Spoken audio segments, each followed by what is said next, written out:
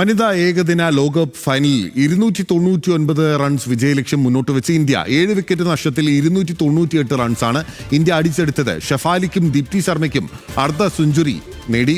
ചരിത്ര പോരാട്ടത്തിന്റെ ആവേശത്തിലാണ് ക്രിക്കറ്റ് ആരാധകർ. സ്പോർട്സ് ഡെസ്കിൽ നിന്ന് ജോയ്മോൻ ജോസ് നമുക്കൊപ്പം ചേരുകയാണ്.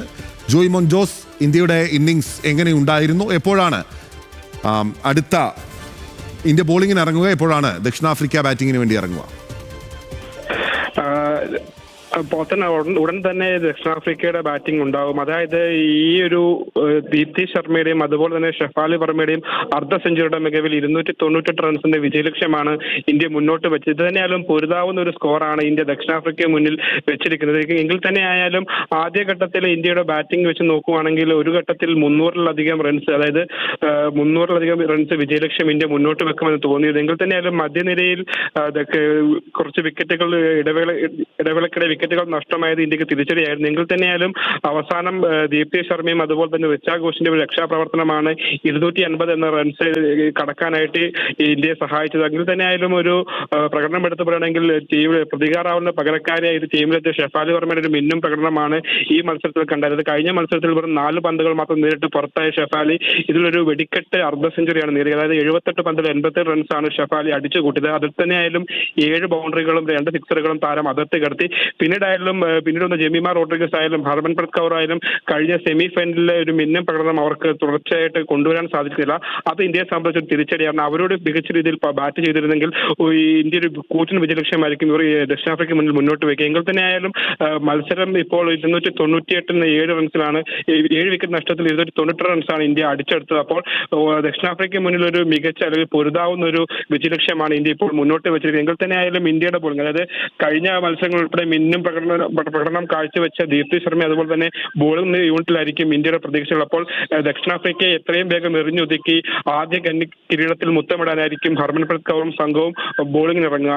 പോത്തൻ ജോയ്മോനെ, ഇപ്പോൾ ഹർമൻപ്രീത് കൗറും സംഘവും ബോളിങ്ങിന് വേണ്ടി ഇറങ്ങുമ്പോൾ ഈ പിച്ചിന്റെ ഒരു നില എങ്ങനെയാണ്? ഇപ്പോൾ 299 എന്നുള്ളത് വലിയ വിജയലക്ഷ്യം ഇന്ത്യ വെച്ചിട്ടുണ്ടെങ്കിൽ പോലും നോക്കൂ, കഴിഞ്ഞ കളിയിൽ ഇതേ DY പാട്ടീൽ ഗ്രൗണ്ടിൽ നടന്നിട്ടുള്ള അതേ കളിയിൽ, അതേ സ്റ്റേഡിയത്തിൽ നടന്നിട്ടുള്ള കളിയിൽ ഇന്ത്യ ഓസ്ട്രേലിയ ഉയർത്തിയ കൂറ്റൻ സ്കോർ, ഇതിനേക്കാളും വലിയ കൂറ്റൻ സ്കോറാണ് പിന്തുടർന്ന് ചേസ് ചെയ്ത് ജയിച്ചിട്ടുള്ളത്. അപ്പോൾ ചേസിങ്ങിന് അനുകൂലമായ ഒരു പിച്ച് എന്ന് നമുക്ക് വിലയിരുത്താനാകുമോ ജോയ്? തീർച്ചയായും. അതായത് ചേസിങ്ങിന് അനുകൂലമായ ഒരു പിച്ചാണ്. അതായത് ടോസ് നേടിയപ്പോൾ തന്നെ സൗത്ത് ആഫ്രിക്കൻ ക്യാപ്റ്റനായ ലൗറ ഇന്ത്യയെ ബാറ്റിംഗിന് അയച്ചതിനും ഈ ഒരു ലക്ഷ്യം മുന്നിൽ കണ്ടത്. അതായത് ചേസിങ്ങിന് അനുകൂലമായ ഒരു പിച്ചാണ് ഇത് നവി മുംബൈ. അതായത് മുൻപ് ഈ ടൂർണമെന്റിൽ തന്നെയായാലും മുൻപ് നടന്ന മത്സരങ്ങളിൽ 300-ലധികം സ്കോർ വന്ന ഭൂരിഭാഗം മത്സരങ്ങളും ഈ ഒരു പിച്ചിലാണ് നടന്നിരിക്കുന്നത്. അപ്പോൾ ചേസിങ്ങിനെ സംബന്ധിച്ച് ഒരു മികച്ചൊരു വിജയലക്ഷ്യം എന്ന് പറയാൻ പറ്റുന്നതിലും പൊരുതാവുന്ന ഒരു സ്കോറാണ് ഇന്ത്യ മുന്നോട്ട് വെച്ചിരിക്കുന്നത്.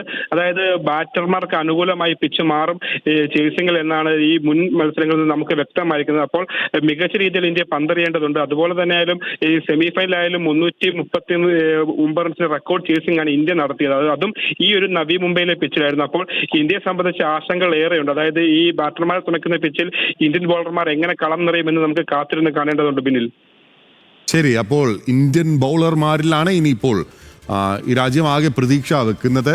ബാറ്റർമാരുടെ അതേ പെർഫോമൻസ് അവരും പുറത്തെടുക്കും എന്ന് തന്നെ കരുതാം. പക്ഷേ ഓസ്ട്രേലിയക്കെതിരെ അത്ര ആശ്വാസകരമായ ബൗളിംഗ് ഒന്നും അല്ല ഇന്ത്യൻ ബൗളർമാർ കാഴ്ചവെച്ചത്. പക്ഷേ അതുണ്ടാവാതിരിക്കട്ടെ എന്നുള്ളതാണ് ഒരു രാജ്യം മൊത്തം ആകാംക്ഷയോടെ കാത്തിരുന്ന് കാണുന്നത്.